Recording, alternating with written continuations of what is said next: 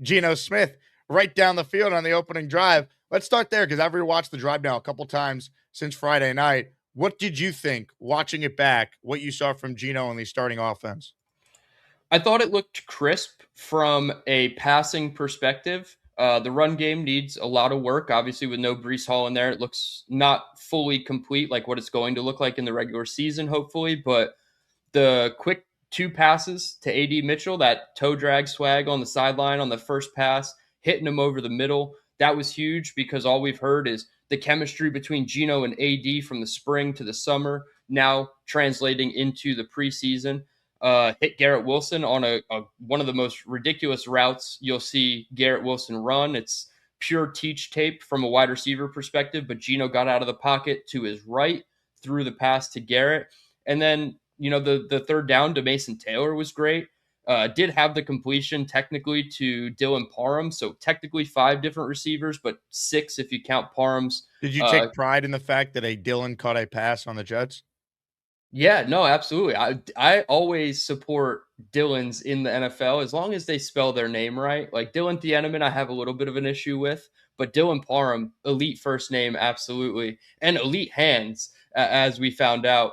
And then the play action bootleg to the left, you get Geno having two rushers coming at him straight, and he throws it right over their head to Jelani Woods, and Jelani Woods finishing over top of that truck stick on, I think it was number 25 of the Pittsburgh Steelers. Like you see on the replay, when Jelani catches it and turns up field, his eyes lit up. Like he is like, come on, bring me that contact. Bowled him over, got right into the end zone. About as perfect of a drive from a passing perspective as you can get. Now the run game issues are a little bit to be desired, right? With no Brees Hall, but I thought it was very good and everything you wanted to see out of the starting offense. In terms of the offensive line specifically, did you notice anything in pass protection? Watching it back, I thought Armand Membu looked tremendous. I know Damian Woody highlighted that as well. Anything stand out with the guys up front in the pass protection?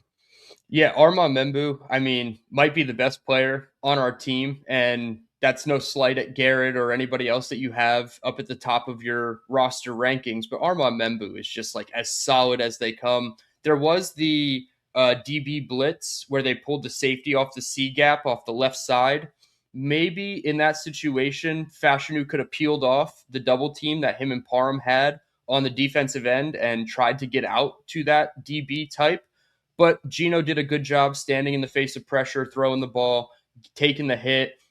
It was nice to actually see Geno Smith get hit once. Like you want to see your starting quarterback take a hit and get back up, right? You don't want to see him get absolutely clobbered, but maybe on that rep specifically, Fashanu could have popped off his block and got to the C gap a little better. But all in all, I felt like pass protection. You take some still screenshots of Geno Smith at the back of his drop, getting ready to load up and throw.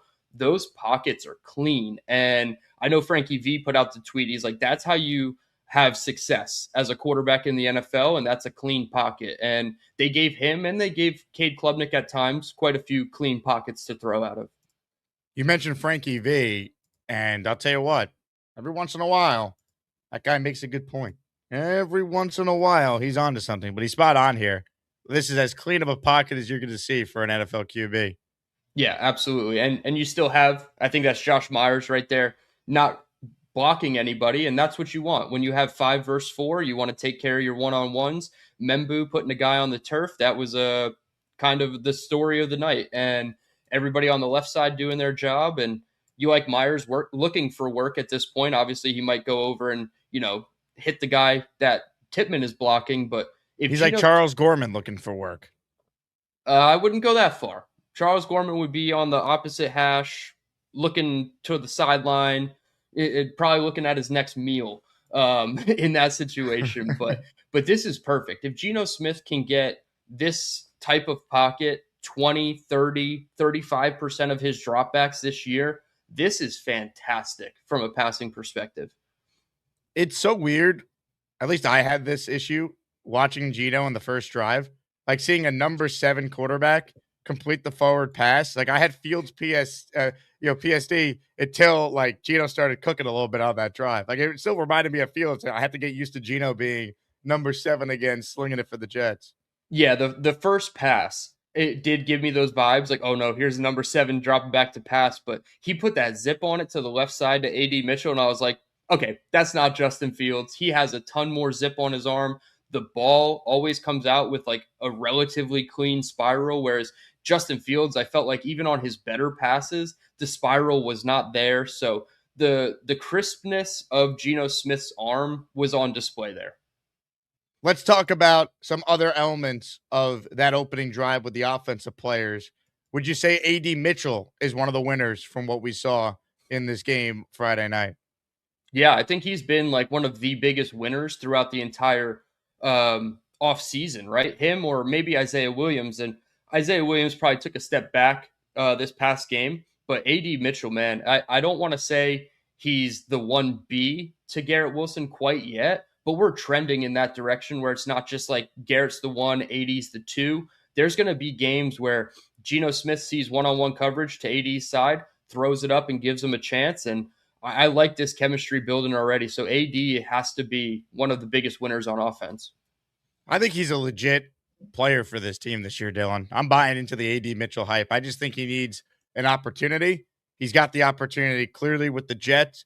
He could run a bunch of different routes on the route tree, including the go ball, which Geno, I believe, could get him the football. I'm excited about AD. Yeah, and the cool thing about AD being able to take the top off as a vertical threat is with his route running ability, one, he gets off the line very well. Like Christian Gonzalez, I believe, made a comment in the offseason about how well AD Mitchell's release package is at the line of scrimmage. So you win at the line of scrimmage, you win vertically in your stem, you get that DB on his heels a little bit. Next thing you know, he's putting his feet in the dirt, turning around and getting a comeback route like we saw on that first play. And that's going to open up the route tree even more for him. So the sky is the limit for AD Mitchell. And obviously, we just need consistency. I think that's probably been the biggest issue for him, whether it was with Indianapolis for a year and a half or last year for the half season with us. But sky's the limit. Stock is straight up for AD Mitchell for sure. How about another winner, Mason Taylor? Nothing too crazy, but he continues to be a nice check down blanket for whoever the quarterback is. Last week it was Klubnik a couple times. On Friday night on a key third down, 3rd and 6, I believe it was. Here's Geno Smith finding Mason Taylor to move the chains. Yeah, I thought Mason Taylor's, he's consistent. He has strong hands. I know he had a couple of drops last year that people highlighted and tried to knock him for his rookie performance. But I thought all in all, Mason Taylor, he's closer to tight end 1 than I was giving credit for once they drafted Kenyon Sadiq in the first round. But until we see Kenyon Sadiq, it's hard to fully know for sure. But Mason Taylor is making it hard for them to take him off the field. Going back to last week against the Bucs, there was that play, and Connor Rogers did a great job in his film room on Badlands highlighting this. I wanted to see him get off that linebacker and get open into space for Cade Klubnik on that rollout in the red zone.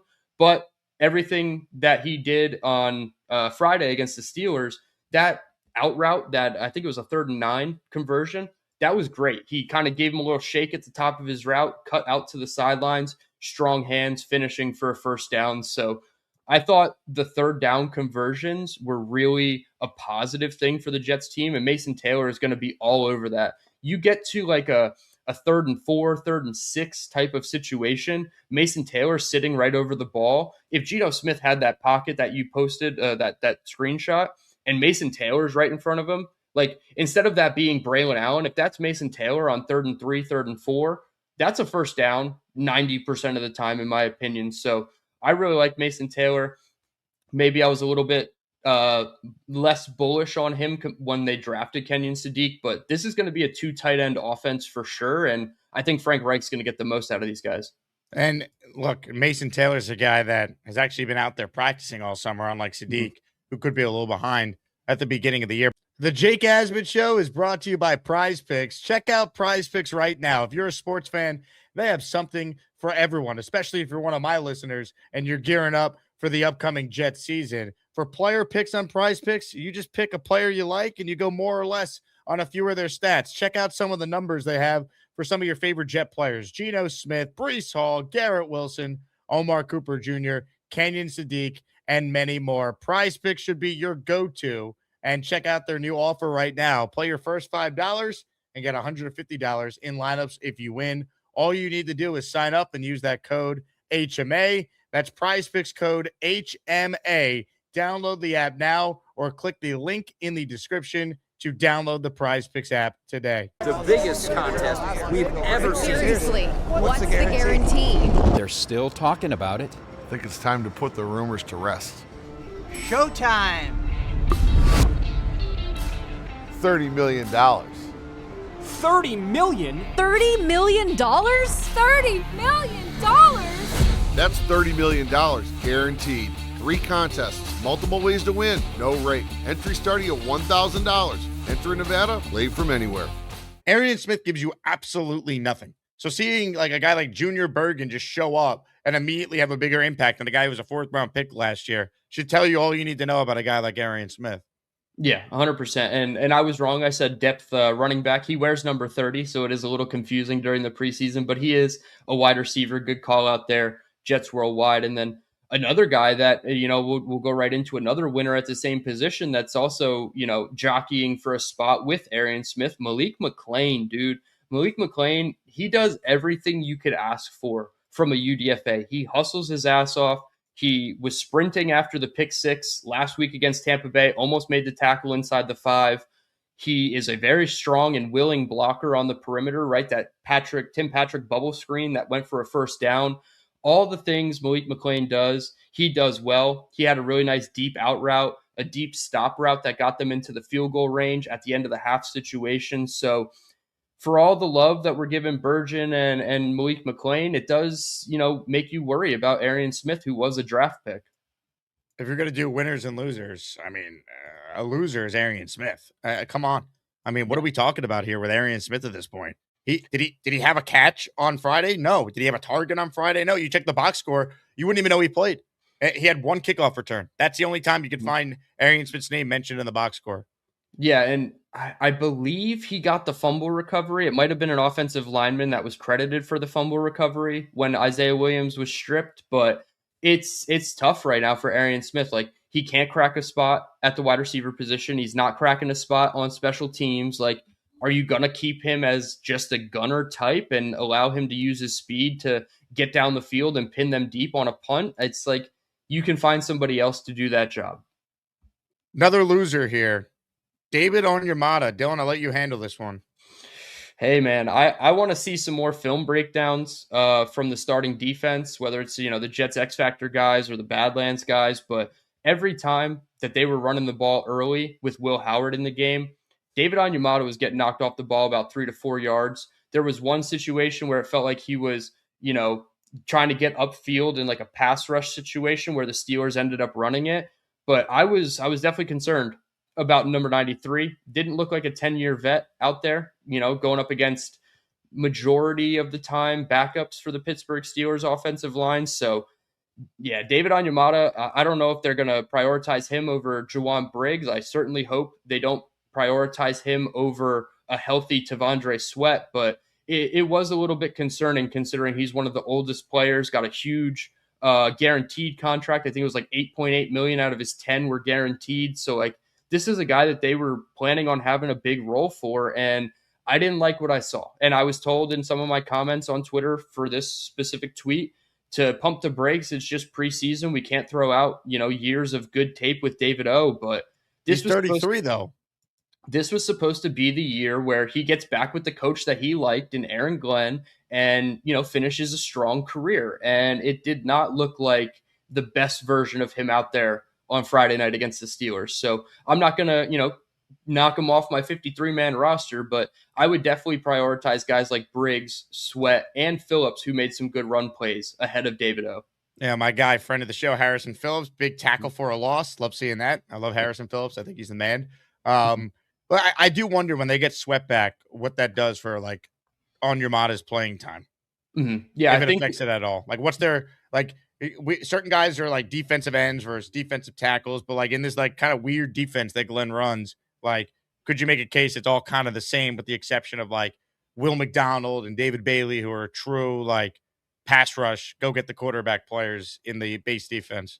Yeah, I guess my biggest concern would be they come out in an odd man front, so 3 defensive line types, 2 stand-up edge rushers, and it's Tavondre Sweat in the middle, Phillips and Onyemata as like your big ends, and then you have, Osai and Bailey on the outside standing up as edge rushers. That would concern me a little bit because I think Jawan Briggs, one, he's like 8-9 years younger than David O. He's got a lot more juice in the pass rush potential, and then his run game is still very good. Like Jawan Briggs is constantly pushing the pocket in the run and the pass. So maybe David O is like the 3rd guy in their view, and I think that he's probably closer to the 4th guy after Briggs, but that would be my concern is in odd man fronts. It's David O over Jawan Briggs, but then even man fronts, you got to hope that it's, Sweat Phillips or Briggs Phillips, and then Bailey and McDonald as your edge rushers in that situation. So David O kind of concerns me.